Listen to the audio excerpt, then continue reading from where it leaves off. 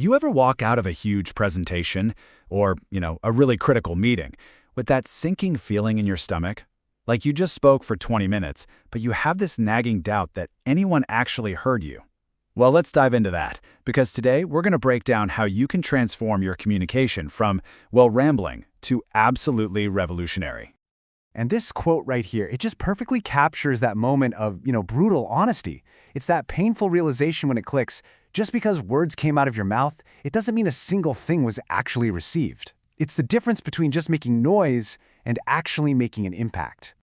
And that feeling? Well, that leads us right into what you could call the communication catastrophe. And look, it's like this silent epidemic happening in the professional world, and trust me, it costs us way more than we realize. I mean, we've all been there, right? You're in some high-stakes conversation, you're trying to make your case, but you can see it in their eyes. They've just checked out, blank stares. And in that moment, you've lost them. And when you lose them, you lose the opportunity to influence, to persuade, to get anything done. So, this is where the real problem lies. It's this huge difference between just talking and actually communicating. See, talking is what most of us do by default. It's kind of unfocused, a little disorganized, and it usually ends up burying the main point under a mountain of words. But communicating, that's totally different.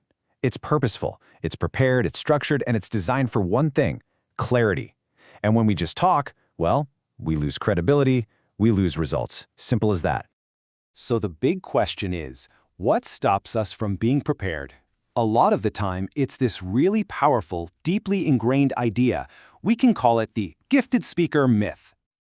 You know the idea, right? We have this romanticized image of great communicators, that they're just naturally brilliant.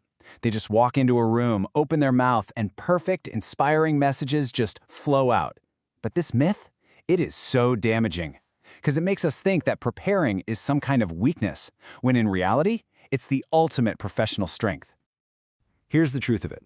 That effortless delivery you see in great leaders, it isn't magic. It's meticulous, obsessive planning.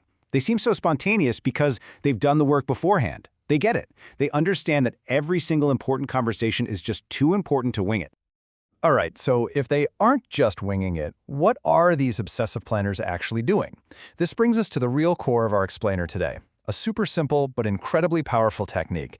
Let's call it the 3-point revolution. So what is their secret weapon? What's the one thing that separates the ramblers from the respected? The method that makes sure their message doesn't just land, but actually sticks. It all comes down to this number, 3. And no, this isn't just some random number pulled out of a hat. It's a fundamental principle of how our brains are literally wired to process and hold on to information. And the psychology here is pretty fascinating, actually. If you try to push 4, 5, or 10 points on someone, you're actually diluting your own message. Their brain just can't handle it. It starts to triage, and you run the very real risk of them remembering, nothing at all. But 3? 3 is the magic number. It's the sweet spot for clarity and for recall. Okay, so how do you actually put this into practice? It's really simple. Before any important conversation, just stop. Ask yourself this one question. What are the 3 absolute most important things my audience must walk away with? Then write them down. Physically write them down. And finally, say them out loud. This little ritual, it forces you to be clear, and it builds so much confidence. Now, I know this might sound almost too simple, but let's look at a real-world example of how this discipline can completely change the game when preparation finally meets opportunity.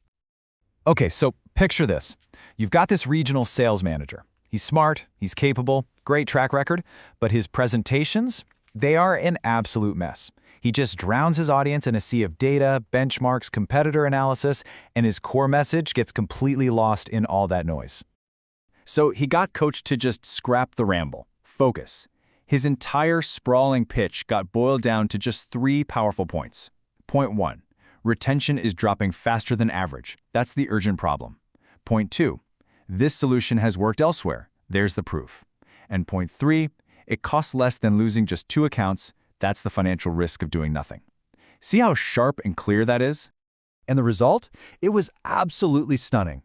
This is the exact same person with the exact same information, going back to the very same executives, But this time, armed with his 3-point framework, he gives a focused, 15-minute pitch.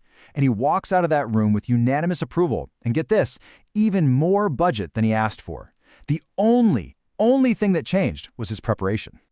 Okay, that's a great story, but how do you make this work for you? It really is all about building your own preparation ritual, so this powerful technique just becomes second nature. And hey, you don't have to wait for some huge, career-defining presentation. Just start small.